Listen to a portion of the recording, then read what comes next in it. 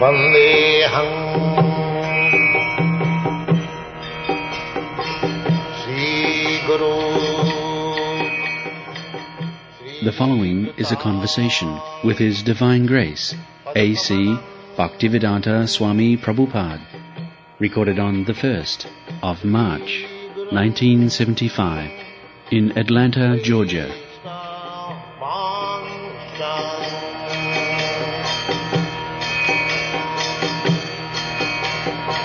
Sri Rupam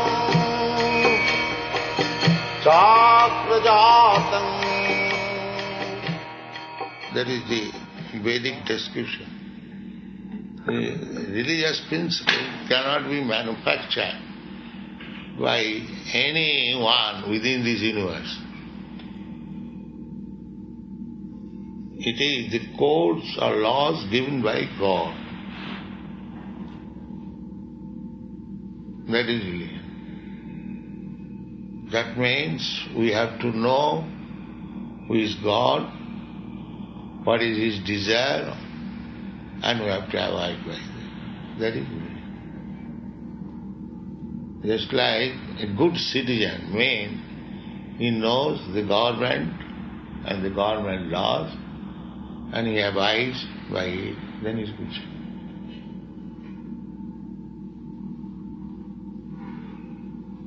Otherwise, he is criminal. If he does not abide by the laws of the state, he is criminal. Similarly, if one does not abide by the orders or the codes or the laws of God, he is Satan or demon. Harava bhaktasya kuto mahadguna. Therefore, anyone who is disobedient to God, he cannot have any good qualities. And jasyasti bhakti bhagavati akinchana sarvai gunai tatra samasate sura. And one who is devotee, abiding by the orders of God, he has got all the good qualification of God. Therefore, the duty of the state, duty of the father, duty of the teacher, everyone, those who are guardians, they should teach their subordinates how to become faithful to God. This one qualification will make him perfect.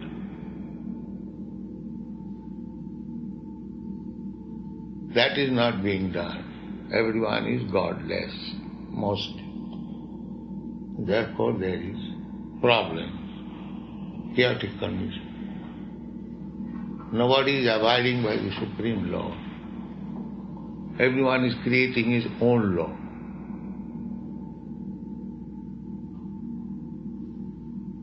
That is the trouble. So our Krishna consciousness movement is meant for making the human society law-abiding citizen, the laws given by God. So that is stated in the Bhagavad Gita. Krishna, God is giving. You do like this. If we do like that, or take even Bible, if we follow strictly, then we become happy. Am I right or wrong?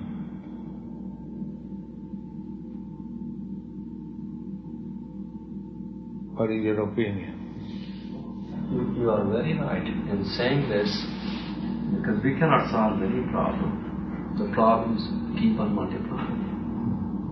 When we solve one problem, there are 20 ahead of us. Our first problem is, because we have got this material body, eating. Everyone must eat. So, Krishna says in the Bhagavad Gita, Annad bhavanti bhutani. If there is sufficient food grains, then both man and animal, they become happy. Therefore, our first religion is to produce food grain sufficiently to feed everyone. Krishi Gorakshavadi Jam Vaishya Karma Sabha. This matter has been entrusted to the Vaishyas. They should produce sufficient food and give protection to the cows for sufficient milk. Then the whole human society, animal society will be happy. But we are disobeying the orders or the rules given by God. Instead of producing food, we are producing motor cars and motor tires, motor parts, and so many other things. And therefore people are starving. The manual labor is being misused. We are disobeying the orders of God. Therefore I am happy. I have seen all over the world there are enough space for producing food grain. And if we actually produce food grain, we can maintain 10 times of the population, present population of the world. There is no scarcity, question of scarcity. Because God has created everything complete. Purnamidam, Purnamada, Purnat, Purnamudachat. There cannot be any defect in the creation of God. We have created these defects on account of disobeying the orders of God. God never said that motor karat bhavanti bhutani. He never says. But instead of producing food grains, we are producing so many unwanted things. People, energy is engaged for, just like in America or in every country, so much energy and resources are engaged for preparing war materials. And that means there must be war. And you must be killed, I must be killed. You will kill me, I will kill you.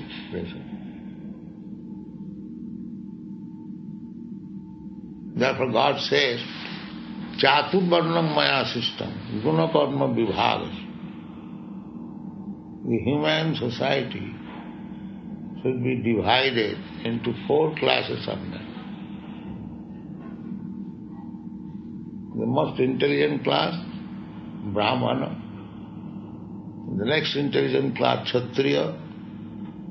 Then next intelligent class, Vaishyas. And the 4th class men who cannot become Brahmana, neither Kshatriya nor Vaishya, they are called Shudra. Shudra is meant for giving service to the others. Parichajyatmakam karyam Shudra karma svabhava. So, in this age, 99% people are engaged as Shudra, working for others. No independence. Otherwise, Brahman, Kshatriya, Vaishya, they are independent. They are nobody's servant. But at the present moment, education means how to become expert servant. Then is Shudra. We cannot expect any good things from Shudra. That is not possible. Formerly, there was monarchy and the king were called Rajarshis, saintly king. Imang Rajarsayo Vidu. These instructions are meant for the Rajarshis, not for the Shudras. So, the Rajarshis, they would take instruction from superior authority, Brahmanas and Vaishnavas, and they accordingly rule over. And the Vaishnavas would produce food grain sufficiently and milk sufficiently. People would eat very nicely, and they keep their health fit and save time for understanding his relationship with God. That is perfect civilization. Who is a Shudra? Is it determined by jati? Yes, one who is seeking service, like dog. The dog goes door to door and moves his tail. Give me some food, give me some. Is it determined by jati? By birth? Huh? Is it determined by jati? By birth? No, his quality, he has no quality. Spiritual type. Yes. Not spiritual type, it's material type. He cannot maintain himself independent. Nowadays people are being educated highly, but if there is no service, he has nowhere. So, tamasic. Yes. There is nowhere. I have seen one doctor of chemistry, he could not get any service in Allahabad. His name was Raghunath Mistry, Dr. Raghunath Mistry. Then he was living at the cost of his father-in-law and making some soap and going to the shop for selling. Doctor. That means he could not get any service. Now his independence was to manufacture some soap as ordinary man is doing. But he was chemist, he could not do anything. He could manufacture some soap. So in spite of high education, because he could not get a good job, he had no value. That is the dogs, if they do not get a master nice, then it's still dog. He is lean and thin, and no shelter. That is what is happening. Yes. At the present time in Yes. this country, to 10% of the people, they don't have jobs. Yes. They are let off, they can't. Now every country, just like you are highly educated, your country could not give you service, you have come here. And that is Shudra. One who cannot live independent is Shudra. Purichajjatmakam kajam Shudra karma savavali. Kalau Shudra sammava. In this age, everyone is practically Shudra. Because nobody can live independently. So, we are producing mass Shudras.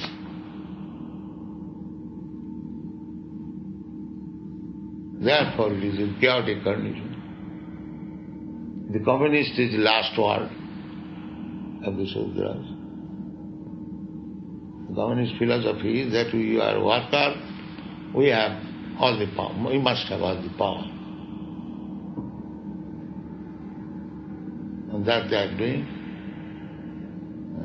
And because they do not want to obey any authority, therefore they are denying existence of God. But this is the tendency of the modern society. And not only they do not know what is God, and they are trying to disobey the orders. So practically there is no religion. And without religion, a human society is animal society. Dharmena hina pasubhi samana. Human being without any ideas of religion, God, is no better than animal. That is the difference between animal and human being. Animal eats, we eat. Animal sleeps, we sleep. Animal have sexual intercourse, we have. Animal also defends, we also defend. These are common features. And what is the special feature? The special feature of human being that he can understand what is God. So if he does not understand God, he is animal. Because the distinction between animal and man is being avoided. So far other activities are concerned, they are the same as of human being and as of animal. But what is the distinction? The distinction is that in the human society there is an endeavor to understand God, and the animal society there is no such endeavor. So when the so-called human society becomes devoid of God consciousness, it is animal. Saeva Gokara. So this Krishna consciousness movement is meant for raising the human society to the real platform of human society, not to keep them in the animal platform. Try to understand God and love Him. This is the substance of Krishna consciousness movement. So, yeah. There's three of us here that are monks from convent or tribal monks, and you use Hare Krishna as a way to God consciousness. Well, in our Christian tradition, we use the name Jesus and we repeat it constantly. Try to become conscious of it. Jesus Christ, did he say that Jesus is the name of God? Well, that's what Christians believe, yeah. No. Is there anything mentioned in the Bible that Jesus is the name of God?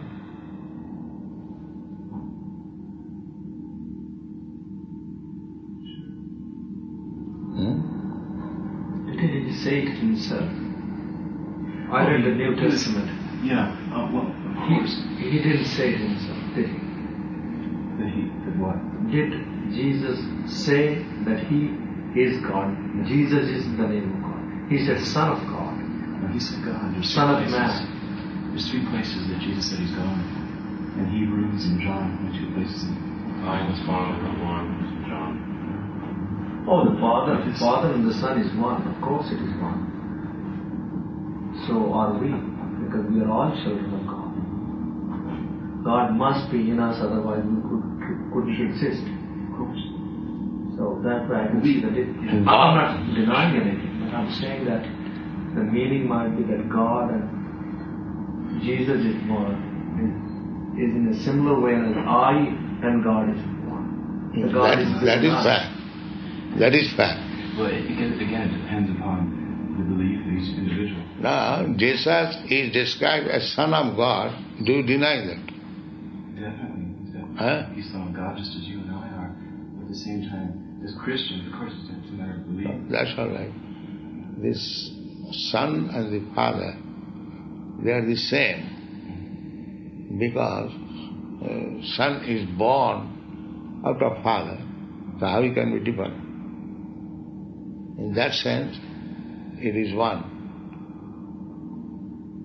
Yeah, well, I'm not denying the fact that God... No, try to understand. Just like here is a Son and here is a Father. So there is no difference, because the Son is the expansion of the body of the Father. So how the body and expansion of the body can be different? They are one. But still, in relationship, Son is Son, Father is Father.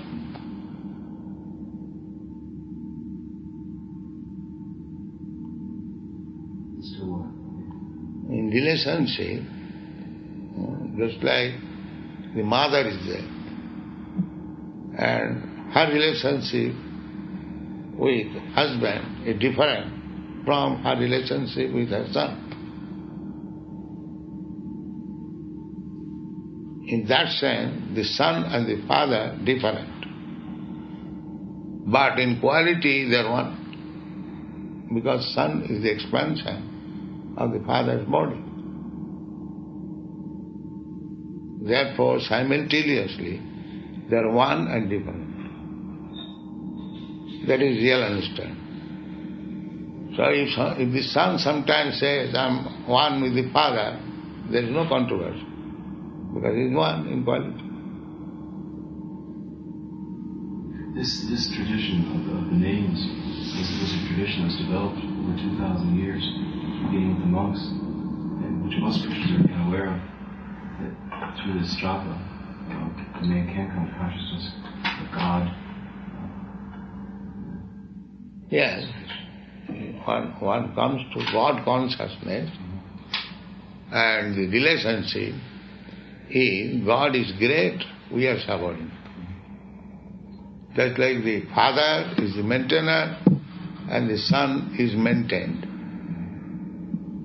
Although the Father and the Son are the same quality, still the relationship is the Father is the maintainer and the Son is maintained. That's, of course, not the Orthodox Christian interpretation. It's supposed to be. It's very, very clear by the time the creeds were worked out that Jesus is not a creature.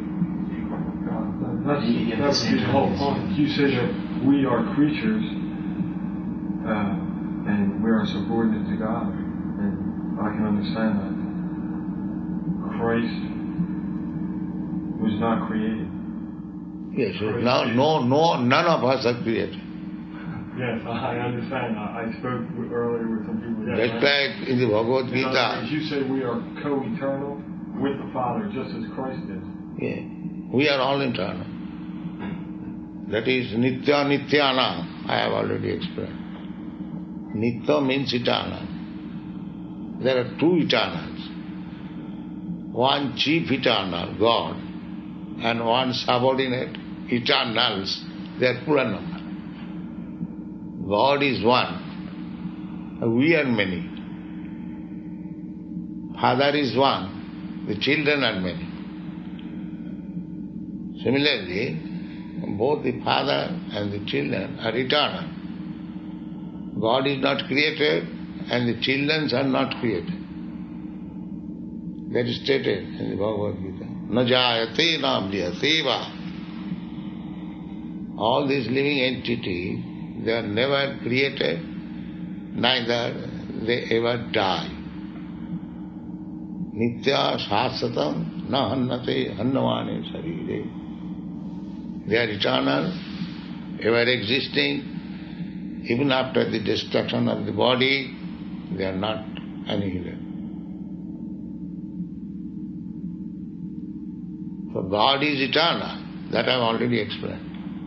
And we living entities, we are also eternal. How the Son can be otherwise?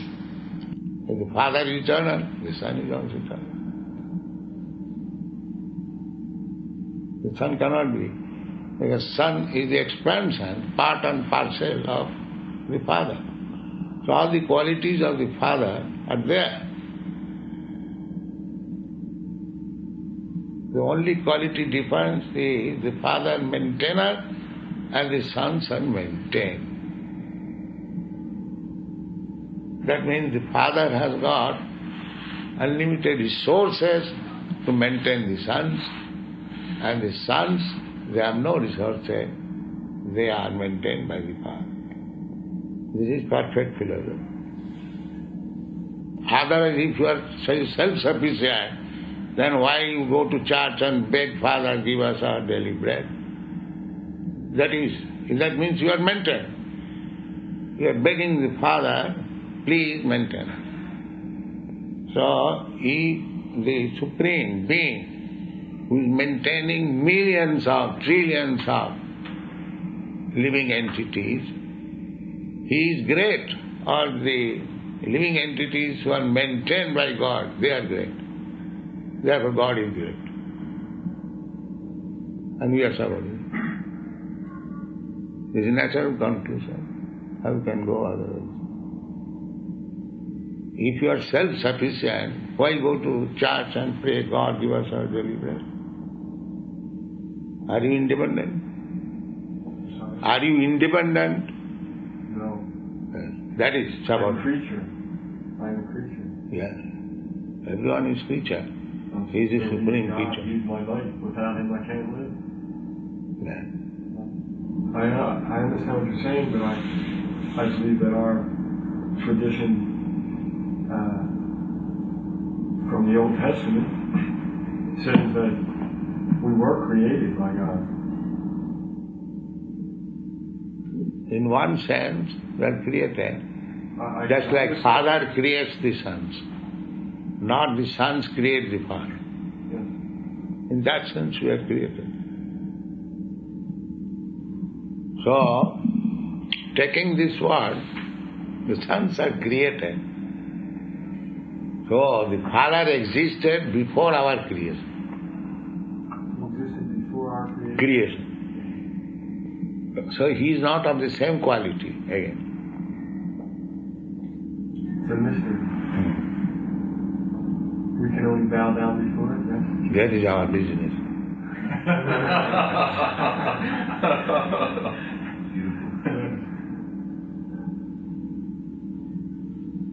This word, creation, is applicable in this material world. In the spiritual world, there is no creation. The Father and the Son existing eternally. When we come to this material world means it has got beginning and it has got end. And spiritual world means there is no beginning, no end.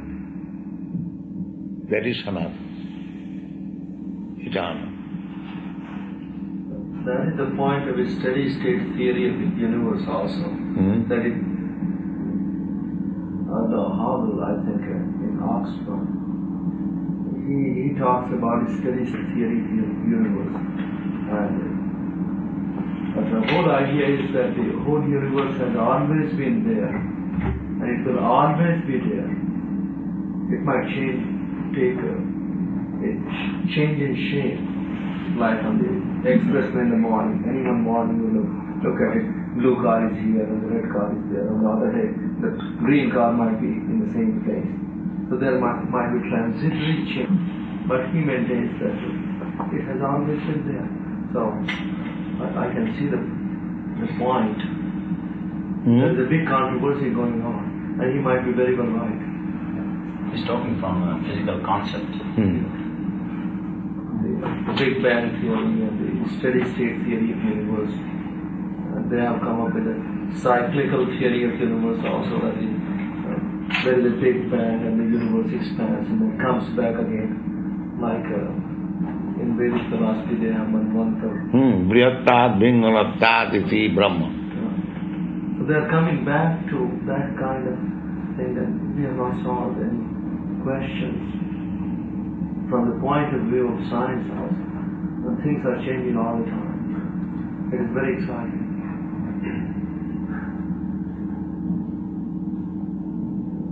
I read the Old Testament too, and New Testament. I don't remember everything. I can tie in with the idea of the spirit being eternal. Christ, I believe Christ himself said that we have all been with him from the beginning. And there is no beginning. According to the ideas, one group of science, there is no beginning, and therefore, if there is no beginning, there is no end. It's the Alpha and the Omega. Pardon? The Alpha and the Omega. Swami, you see a difference or a conflict between being a devotee of Jesus and a devotee of Krishna? May one be both? The devotee means, real devotee means, he has no purpose for material gain. That is real devotee. Now we have to see what kind of devotee he is. There are two kinds of devotees, with purpose and without purpose. The without purpose devotee is pure devotee. And with purpose devotee, they are material devotee.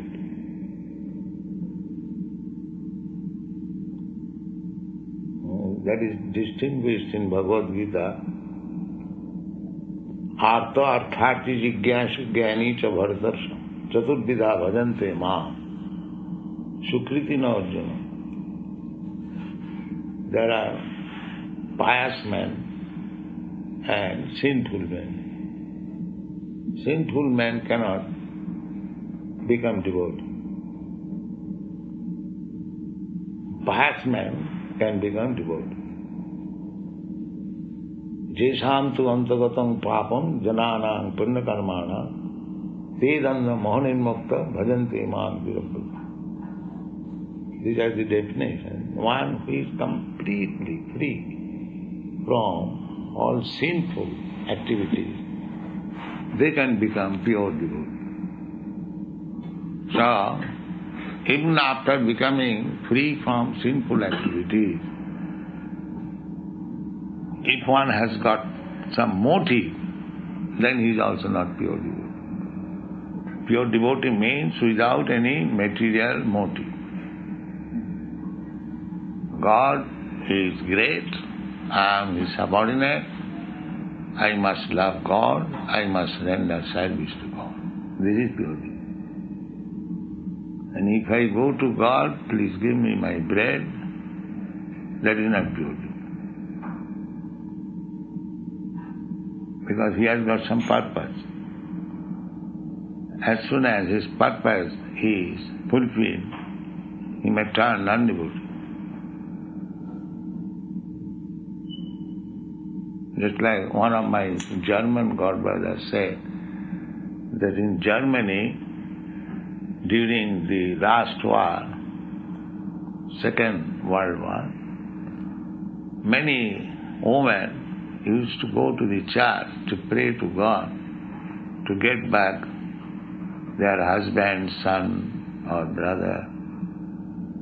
But nobody came back. And they became atheists. There is no God. We prayed so much. My father did not come. My brother did not come. My son did not come. So, motivated devotion is sometimes frustrated and they become atheist. Therefore, the devotee who has no motive is pure devotee. In any condition, it is my duty to love God and to serve Him.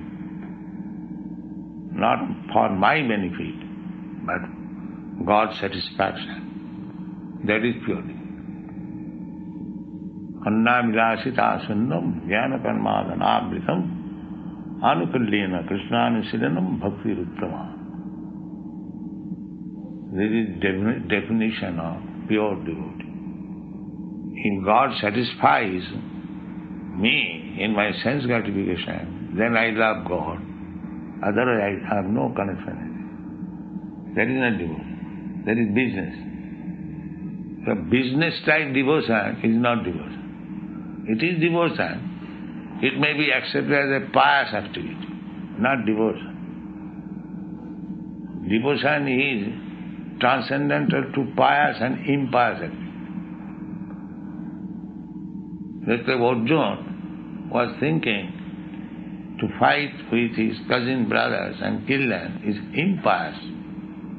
But when he understood Krishna wants this fight, he transcended the impious activity and by the order of Krishna he killed his relative. Therefore, this devotion is above the position of pious and impious activity. Therefore it is called transcendental.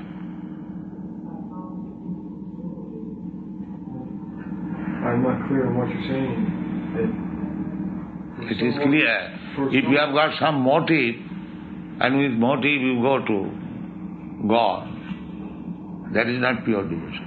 It is wrong to petition God. It is not wrong, but it is not pure devotion. I see. Somewhere or other, if you go to God, that is very good. With motive or without motive. You have come to God, that is piety. That is better than to become impious. Impious men, they do not go to God. Just like nowadays nobody goes to church. Church are sinning. And simply temples also. So, now there are in India so many township development, they are constructing very fashionable houses and no temple. Nobody is constructing temple.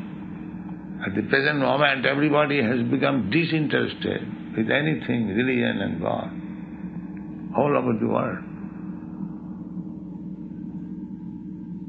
That is degradation. Especially I am seeing in Bombay, that Jewish king, very nice houses are being manufactured. You have all seen. And nobody is constructing a temple. The modern economists, they say, non-productive endeavor. Where there is no income. And simply you have to spend money for maintaining the temple. So they are not interested in non-productive things. So this is degradation of the human society. Either as Christian or Hindu or Mohammedan, nobody is interested. A few may be interested.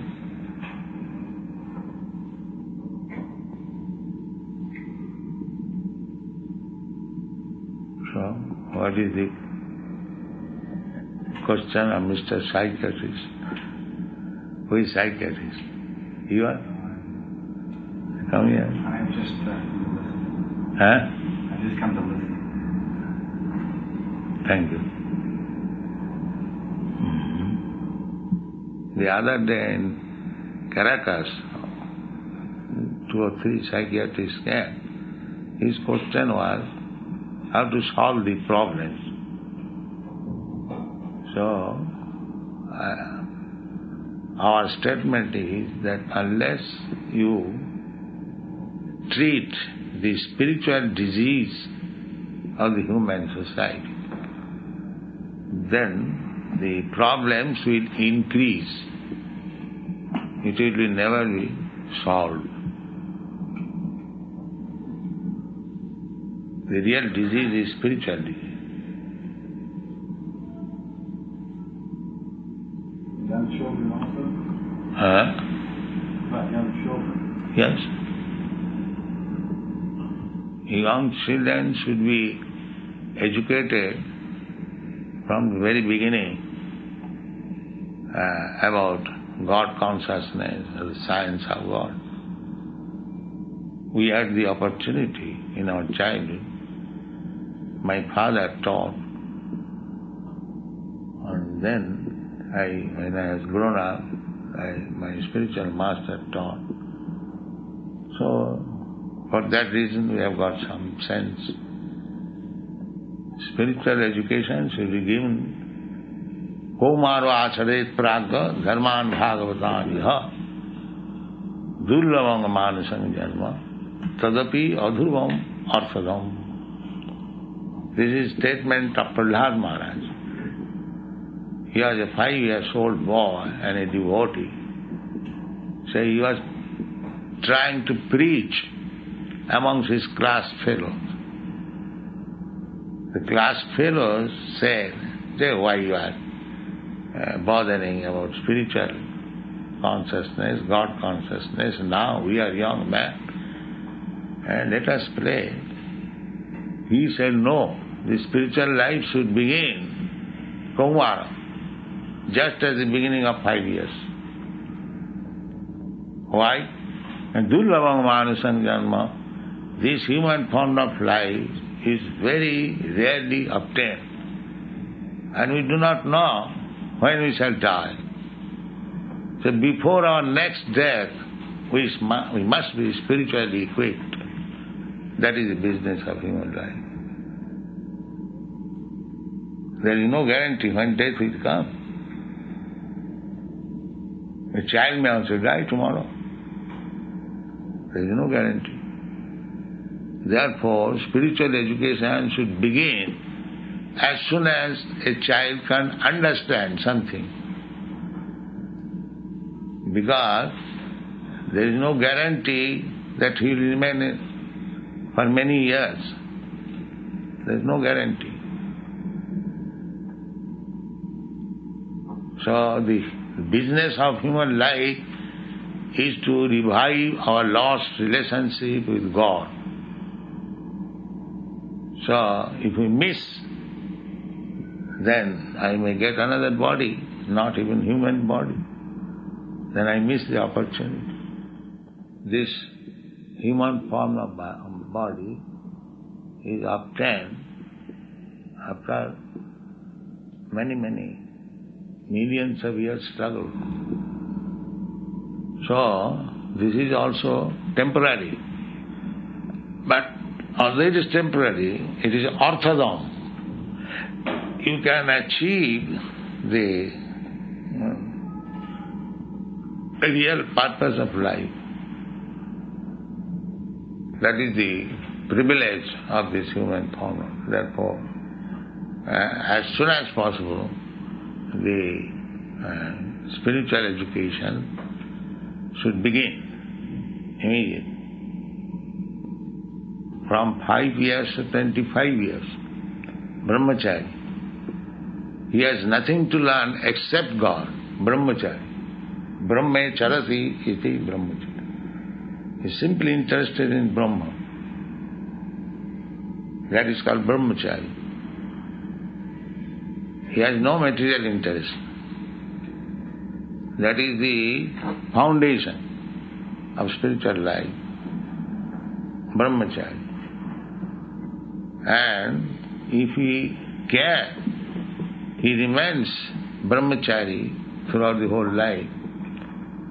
But if he is unable, then he is allowed to marry grihastha. So, according to Vedic civilization, any education should begin at childhood. Therefore, even one is king's son, you are sent to Gurukul to remain as brahmachari, to learn the basic principle of life. That is Vedic civilization.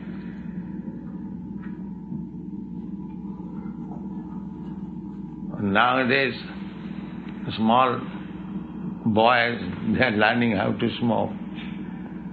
When I was first in America, in Butler, so I saw small children, 10 to 12 years old, almost 10, 9, they are smoking. I was surprised. Because in India at least, there is not allowed. I think there is law, if any boy smokes less than 16 years old, he is punished in India.